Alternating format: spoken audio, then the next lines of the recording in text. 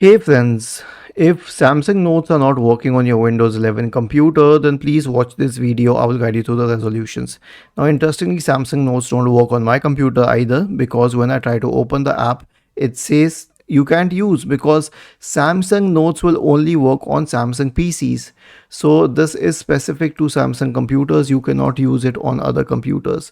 However, if you are already using a Samsung computer and it still doesn't work, then I'll show you how to fix the problem. But I will show it on another app because I cannot install Samsung Notes.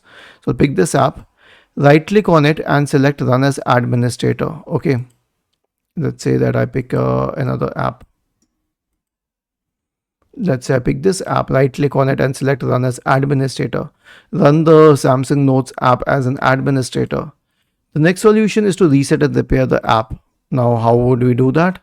So we will click on app settings in the right pane.